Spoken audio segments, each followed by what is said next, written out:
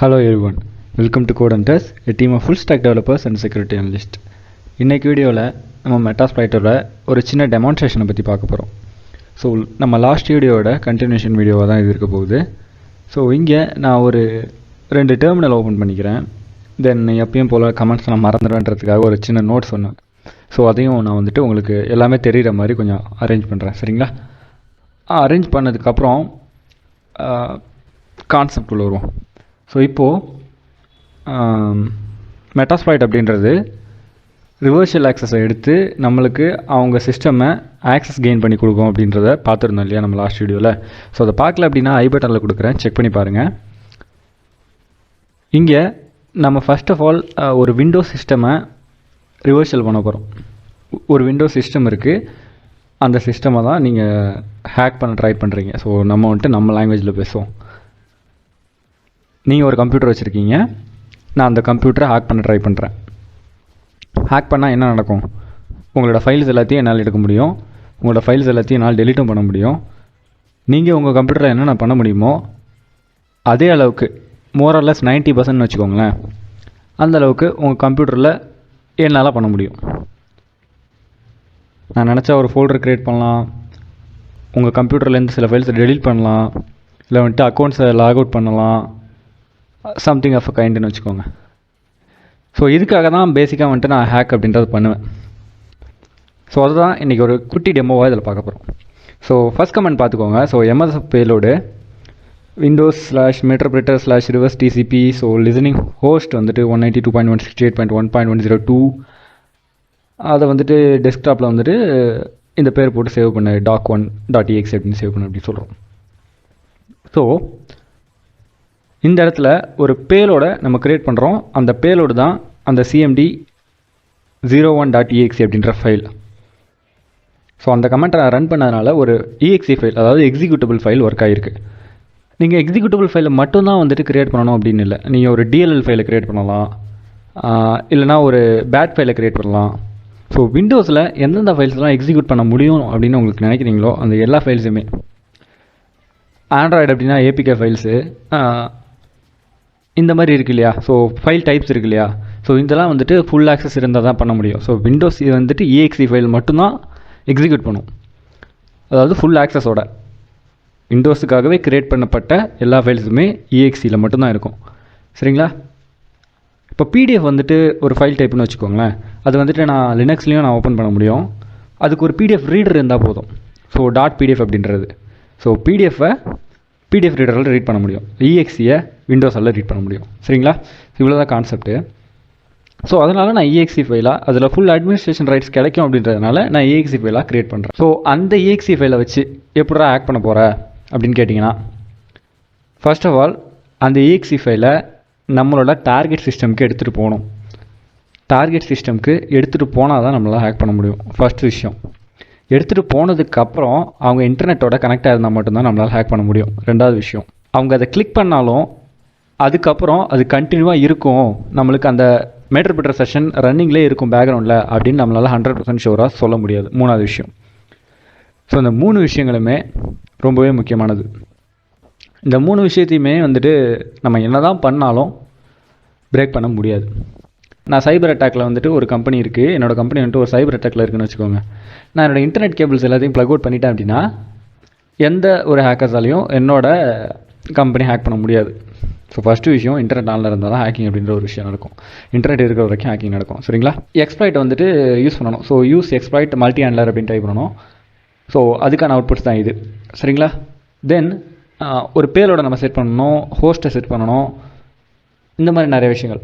Payload வந்துட்டு அதில் நிறைய டைப்ஸ் ஆஃப் டிஃபால்ட்டான பேலோட்ஸ் இருந்தது இல்லையா, ஒரு 3000க்கு மேலே பேலோட்ஸ் இருக்கும் அப்படின்னு சொல்லிட்டு நான் லாஸ்ட் வீடியோ சொல்லியிருந்தோம் இல்லையா.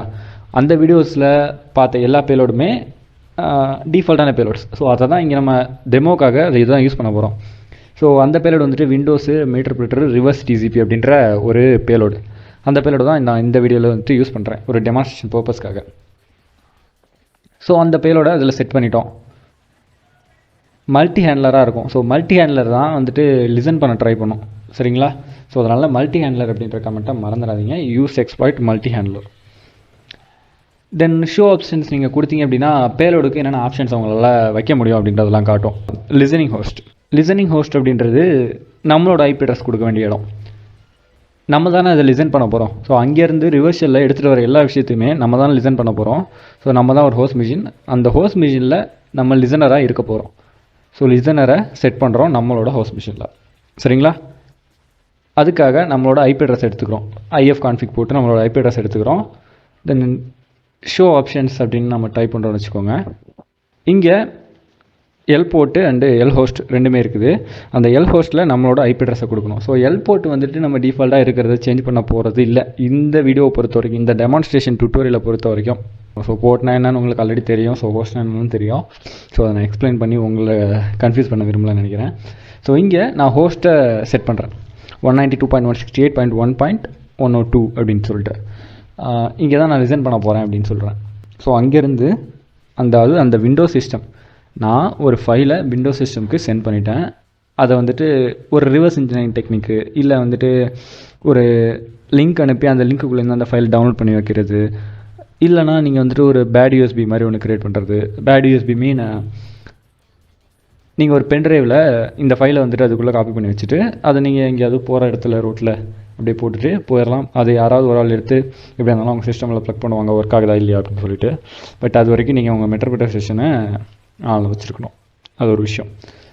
ஸோ இந்த மாதிரி எந்த விஷயங்கள் வேணாலும் பண்ணலாம். இதுக்கான இதை அவங்கள்ட்ட எப்படி எடுத்துகிட்டு கொண்டு போய் சேர்க்குறது அப்படின்றது தான் நம்மளோட நாலேஜ் இருக்குது. சரிங்களா? ஸோ இதை க்ரியேட் பண்ணுறது அப்படின்றது சிம்பிளான விஷயம். பட் ஆனால் அவங்க எப்படி அதை கெட் பண்ணுறது, அவங்கக்கிட்டேருந்து நம்ம எப்படி ஆக்சஸை கெட் பண்ணுறது, இந்த ரெண்டு விஷயம் ரொம்ப முக்கியம். எக்ஸ்ப்ளாய்ட் அப்படின்னா கொடுக்குறேன்.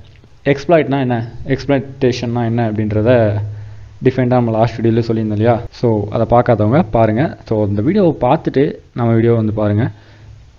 ஒரு சீரீஸ் ஆஃப் கண்டென்ட் தான் நம்ம வந்துட்டு லைன் பை லைனாக போயிட்டுருக்கோம். ஸோ ஃபஸ்ட் எடுத்தோடனே வந்துட்டு ஃபுட் பிரிண்டிங், தென் என்மேப், ஸோ அந்த மாதிரி விஷயங்கள் ஒரு கண்டினியூஷனாக சீரீஸாக போயிட்டுருக்கோம். ஸோ அந்த வீடியோ பார்த்தா தான் உங்களுக்கு இந்த வீடியோ புரியும். ஸோ அந்த வீடியோ பாருங்கள். எந்த டவுட்டாக இருந்தாலும் கமெண்ட்டில் லீவ் பண்ணுங்கள், கண்டிப்பாக ஆன்சர் பண்ணுறேன். ஸோ என்னோட விண்டோஸ் 8.1 மிஷின் இதில் வந்துட்டு அந்த ஃபைல் இருக்குது, cmd.exe அப்படின்ற ஃபைலு. அப்சல்யூட்டாக cmd.01 அப்படின்ற ஃபைலை தான் நம்ம க்ரியேட் பண்ணோம். ஸோ அதுக்கு முன்னாடியே நான் cmd.exeன்ற ஃபைலை க்ரியேட் பண்ணி இதில் காப்பி பண்ணி வச்சுட்டேன் ஃபார் டைம் பீயிங். ஸோ ரெண்டுத்துக்குமே நான் ஒரே பேலோட தான் செட் பண்ணியிருக்கேன். அதனால் நம்ம மல்டி ஹேண்ட்லர் தான் யூஸ் பண்ணியிருக்கோம். ஸோ மல்டி ஹேண்ட்லர்னால் இந்த பேலோட ஒரு 10 பேர் 20 பேருக்கு அனுப்பினாலும் மல்டிபிள் டைம்ஸில் நம்மளால் உங்களோட ஆக்சஸை கெயின் பண்ண முடியும். ஸோ ரிவர்ஷல் கண்டினியூஸாக பேக்ரவுண்டில் ரன் ஆகிட்டு இருக்கும். ஸோ இதுக்காக தான் நம்ம மல்டிபிள் ஹேண்ட்லர் யூஸ் பண்ணுறோம், அதாவது மல்டி ஹேண்ட்லர். சரிங்களா? கிளிக் பண்ணதுக்கப்புறம் அந்த exe ஃபைலை நான் டபுள் கிளிக் பண்ணதுக்கப்புறம் எனக்கு விண்டோஸ் சிஸ்டமில் எந்த சேஞ்சஸுமே இல்லை. இது என்னடா ஏதோ ஒரு ஃபைல் போல் அப்படின்னு நினச்சி நம்ம விட்டுருவோம். நான் என்னோட வந்துட்டு விக்டிம் அப்படி தான் பண்ணுவோம்.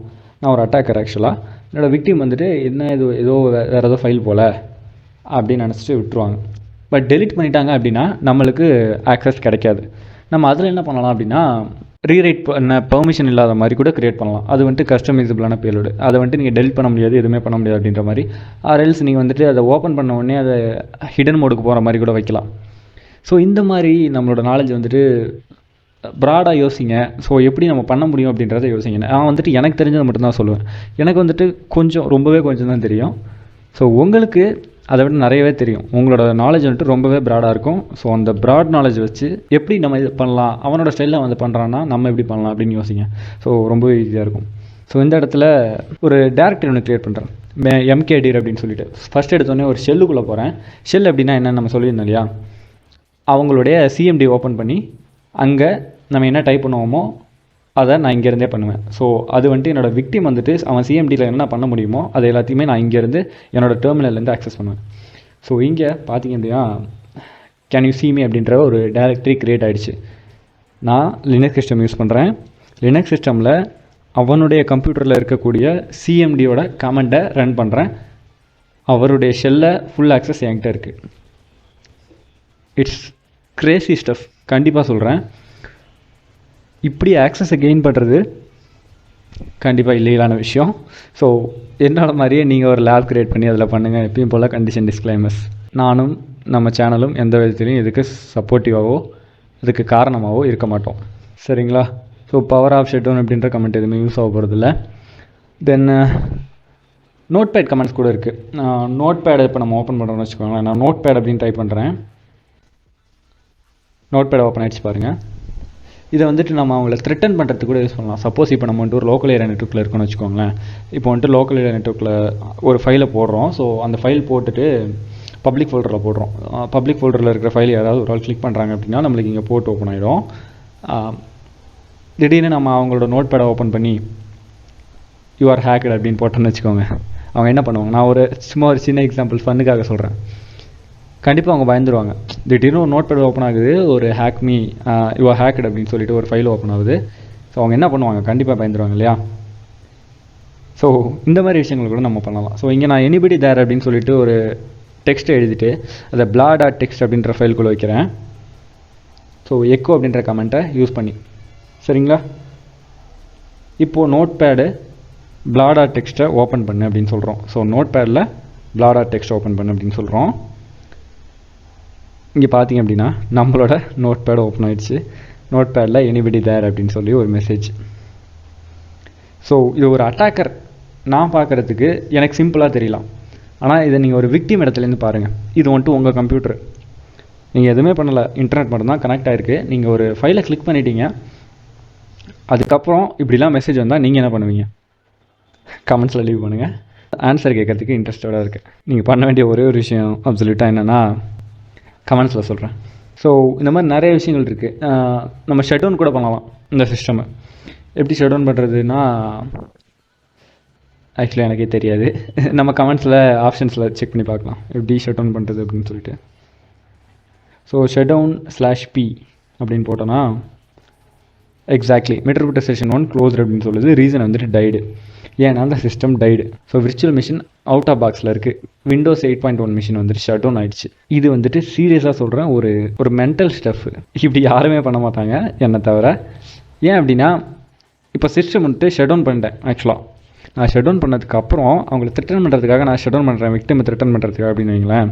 ஷட் டவுன் பண்ணதுக்கப்புறம் என்னோட Metasploit செஷன் க்ளோஸ் ஆகிடும். ஏன்னா இன்டர்நெட் அக்சஸ் இருக்காது, கம்ப்யூட்டரே ஆனில் இருக்காது.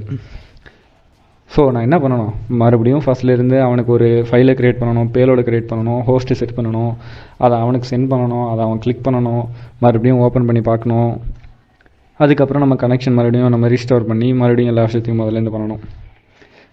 ஸோ இந்த மாதிரி விஷயங்கள்லாம் கண்டிப்பாக தயவு செஞ்சு பண்ணிடாதீங்க.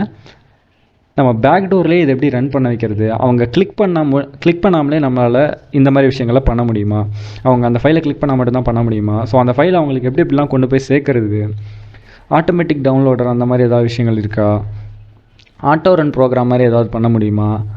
ஸோ இந்த விஷயங்கள் எல்லாத்தையுமே நம்ம ஃபியூச்சர் வீடியோஸில் பார்க்கலாம். ஸோ அவ்வளோதான் இன்றைக்கி வீடியோ எனக்கு ரொம்ப என்ஜாய் பண்ணியிருப்பீங்க அப்படின்னு நினைக்கிறேன். ஸோ இதுக்கப்புறம் ரொம்பவே இன்ட்ரெஸ்டிங்கான டாபிக் போகும். எனக்கு ரொம்ப இன்ட்ரெஸ்டிங்கான டாபிக். ஏன்னா நம்ம ரியல் டைம் வேர்ல்டில் நம்ம என்ன பண்ணோம் அப்படின்றது தான் வீடியோவை போடுறோம். ஸோ அவ்வளோதான் இன்றைக்கி video. Will see in the next video. Take care. Bye.